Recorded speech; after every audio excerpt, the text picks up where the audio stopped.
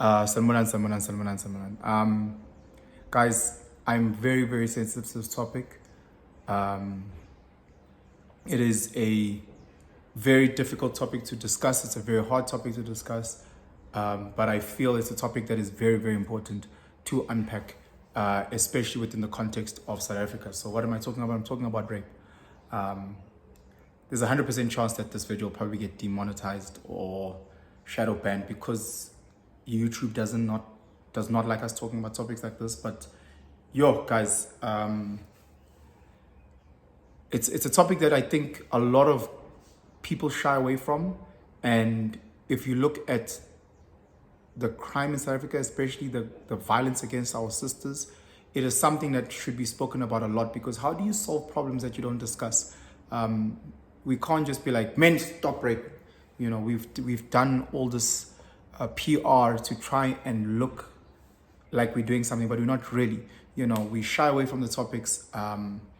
We all know people that have been raped. We all know people who have done a lot of dodgy things. Some of you guys who are watching this have been sexually assaulted, men and women alike. But again, how do we solve this if we don't discuss it? For me, the big thing, especially if you look at what's currently happening, where Cassidy has opened up a case for sexual assault to Diddy. I think Jamie Foxx also, there's a case. We saw the whole Me Too movement happening with a lot of high-powered actors or celebrities getting arrested and cases, And again, it goes to, why are we not having these discussions? You know, is it just a time where we only bring it up and people get arrested? How about we have a mindset of prevention is better than cure? You know, and again, the only time we can prevent these things if we have these discussions and find out what is causing such a toxic and disgusting behavior. Where I'd like to start, especially now in the 21st century, in 2023, is to ask the question, Wutsi, what is rape? You know, my understanding of what rape was 20 years ago has had a total different definition in today's time. You know, 10 years ago, I thought if people are out drinking, you know, and they go back and they have drunk sex, I thought that was drunk sex. You know, in 2023, some people will wake up and say, I didn't consent, get the person arrested. I don't know. Is that the definition of rape? You know, is the definition of rape or the power of consent rather limited to just a few? Is it only our sisters? Because I know so many people who still go to clubs, who still pick up people, drunk as they may be, and leave with them. Is that rape? You know, I don't know. I'm not saying it should or shouldn't be. I don't know. When two drunk people, the guy's drunk, the sister is drunk, are having sex, I think both of them didn't give consent. I think both of them were too drunk to give consent. Who raped who in those type of settings? Again, I know it's just bigger than that. I know so many people who have been victimized. They have no clue that they were victimized until they speak to someone. Hey girl, you actually got raped. That's rape. At that time, did she feel victimized, or did she have to wait until her friends told her that she was victimized? I know people who didn't know they were raped until they found out that the guy has money. You know, just didn't know that she got raped, and boom, next thing, you raped me. I know sisters who didn't know they were raped until she asked the question to the guy, so what are we? After they had sex. And then the guy was like, well, we're nothing. Oh, we're nothing. So you just having sex with nothings. Okay, sure, case. So give me, like, I look at this and I'm saying, there's a clear problem that we're having, and we need to protect our sisters. We need to first identify this problem. We need to discuss. We need to talk about it from women's side, from men's side. What is happening? You know, I've spoken to many learned people, and they just say, rape is a product of power dynamics and power struggle. That may be true, but I don't want to just limit it to that. It can't just be one thing. One thing, this could be the main thing. I'm not fighting. I'm trying to say, Witty, are there other reasons why we are in this toxic space and our sisters can't even feel safe enough to take a walk from here to a garage? Are we in such a toxic space that so many men are literally making sisters sign consent forms before they actually have intercourse? Where so many men, in the middle of just kissing a girl, stop and say, do I still have your consent? It is such a difficult thing that we are dealing with, and it's such a a hard and painful thing that we're dealing with, but we're not having these conversations. What is rape, guys? Can we discuss what it is? What does it look like? Is it when I touch you here? Is that rape? When I do this to you, is that rape? When Jono at work is saying, oh my God, you're so beautiful. I love how that dress hugs your body. Because Jono is some guy who's not good looking, he's fat, he's broke, whatever. Sexual assault, sexual harassment, let's go to HR. But when Upendugane, who is your man crush every day, says the exact same thing that Jono said, and Pendugane is good looking and you like him and you think he's funny, when he says the exact same thing, it's no longer sexual harassment.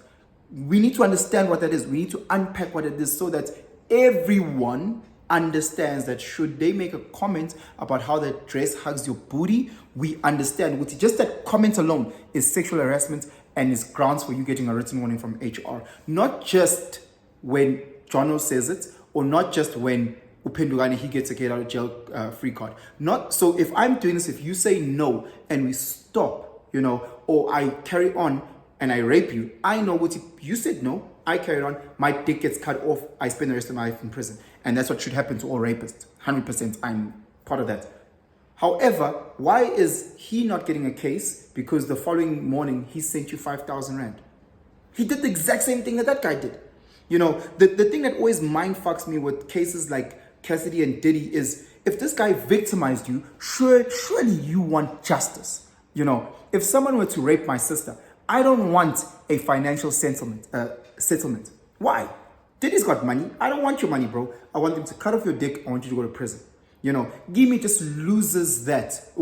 Someone can victimize you, someone can rape you, but it's okay as long as you give me money. Let's settle financially out of court. It takes away, because rape it breaks you down physically, mentally, spiritually. You're going to carry all this pain for the rest of your life, but it's chilled because he gave me money. No. Cut off his dick, let him go to prison. And another side of this is how many sisters have victimized little boys. How many sisters have taken advantage of drunk men. It happens all the time. I walk through clubs. I get my butt squeezed.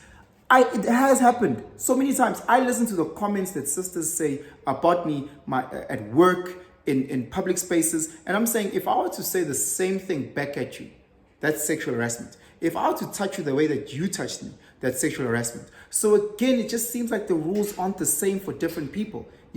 It seems as if, for this person, because she's good looking, she's allowed to pinch that guy's bum. For that guy who's ugly, he's not allowed to pinch her bum. And it creates this confusion in society where we don't understand the rules. And then we've got all these toxic men moving in toxic ways. And again, a lot of them get a jail out of free card. A lot of them juke the system. A lot of them, justice is never served for our sisters, for our brothers, because there's no clear cut. Rape is when you do this. Sexual harassment is when you do this. We know. Whether you have money, whether you are broke, whether you are good looking, whether you're ugly, whether you're male, whether you're female, this is the justice that will get served for the victim. Guys, I get it's a sensitive topic. My heart bleeds for anyone who's experienced all this pain. Again, if a person has sexually harassed you, a person has raped you, I believe that person needs 1,000 life sentences. For me, the pain just comes in when all of a sudden people just go to Twitter and say, oh, I don't like Pendugane, he's got rapey tendencies. Next thing, you're trending for having rapey tendencies. Your boss sees that at work, your girlfriend sees that, your family sees that. Rape, what the fuck is rapey tendencies? Now you've destroyed my name, you've destroyed my goodwill, because at a bar somewhere, I don't want to buy you a drink.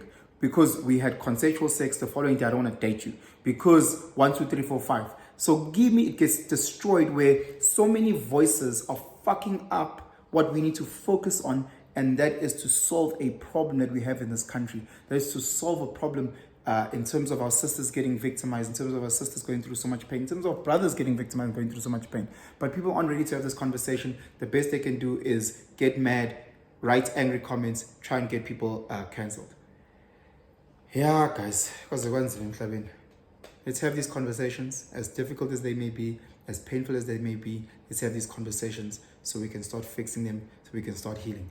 Gantanda, like, share, subscribe. Do the right thing. Sure.